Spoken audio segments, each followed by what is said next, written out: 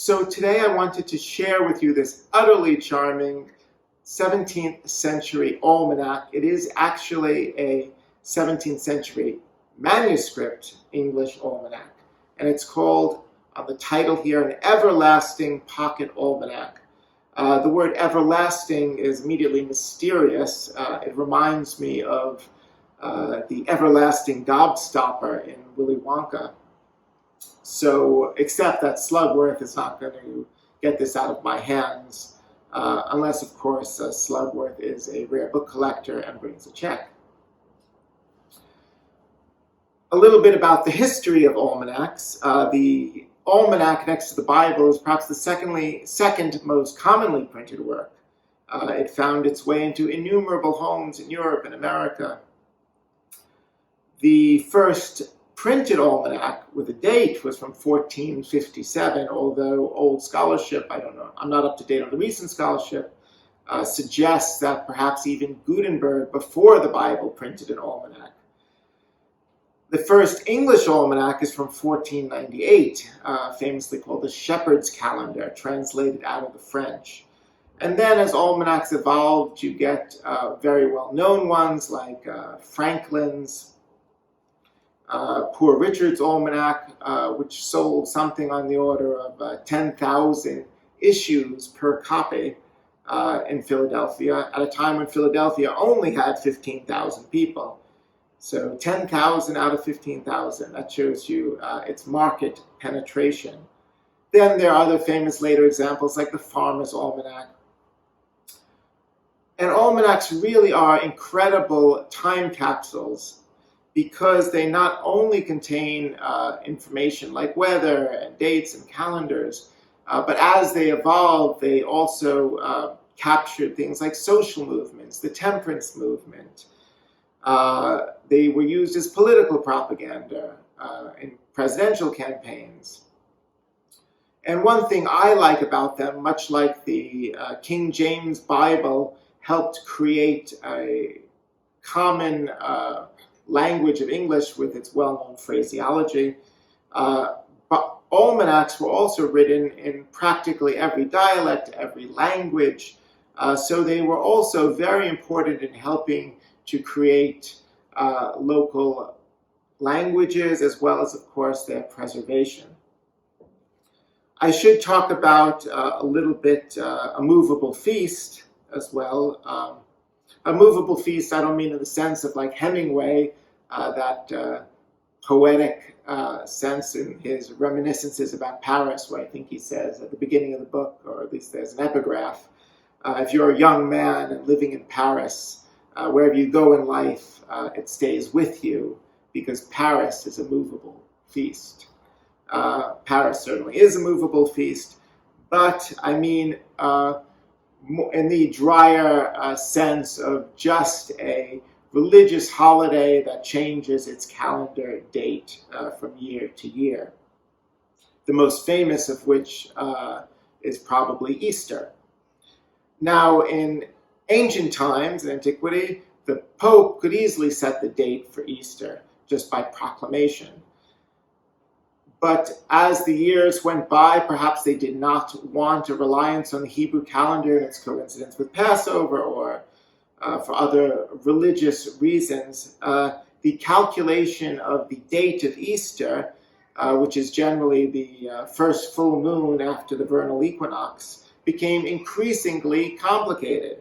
You had to reconcile the solar calendar, the lunar calendar, various dates and weeks and months, not to mention the switchover between the Julian and Gregorian calendars. So go Christianity for hitting that one out of the park in terms of complexity. With that said, they developed something called the Computus, which was basically a work used to calculate the date of Easter. It was basically an algorithm to calculate the date, and it was used since early medieval times. You could go back to the Venerable Bede in the 8th century, perhaps. I think he's from the 8th century. All the way up to, I think, even in modern times, famous mathematicians like Gauss created algorithms just for the calculation of the date of Easter. So those type of algorithms were actually quite important, and you can tell just by the word computus, which has the root of the modern word computer, that there is some overlap between the simple calculation of the date of Easter and the development of algorithms and the history of computer science. So computer science owes a little bit of debt to movable feasts. This manuscript is a computus for calculating the dates of Easter, and it gives various complex calculations that you can follow throughout. It also combines it with something called, more generally, a perpetual almanac, which is just a simple algorithm for calculating the day of any date, basically, in the future. The approximate date of this manuscript is quite intriguing. It's from the 1670s, 1680s, something on that order, which coincides with Samuel Morland's famous work, which was printed in 1673 in England, which is something like the Two Arithmetic Devices, and it was the first book on the calculator in English. Samuel Morland was a famous diplomat, spy, mathematician. Those seem to always go together. And he invented such curiosities like the speaking trumpet. But he is most famous for that 1673 work on the calculating machine. And in that very book, I should say, he included a perpetual almanac as well, which shows you the crossover between the history of calculating, the history of computer science, and these almanacs. So it's quite interesting there. There's one more peculiar aspect of this book. On the title page is a 5-pointed star, which immediately reminds you of a Masonic star or an early Freemason star.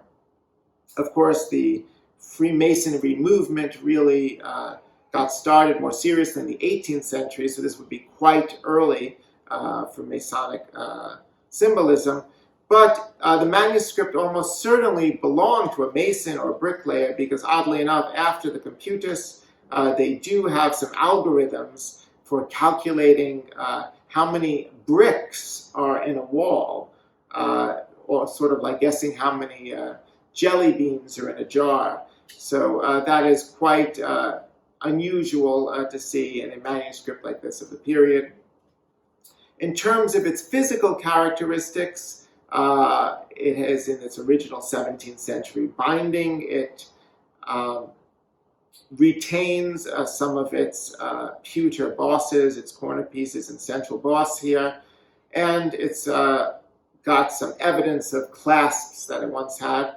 There's also some very delicate and delightful stamping in blind of various Christian symbols, such as the bird, the dove, I should say, or the cross. So overall, a very delightful and interesting manuscript from many aspects.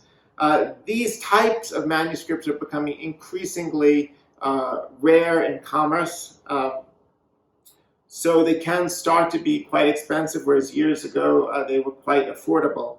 I have not cataloged this yet, and therefore I have not priced it yet. I was so excited when I got it, I just wanted to share it with the YouTube audience here.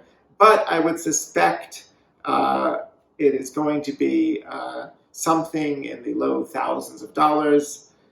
So it is a price that even Slugworth from Willy Wonka could buy my everlasting almanac for.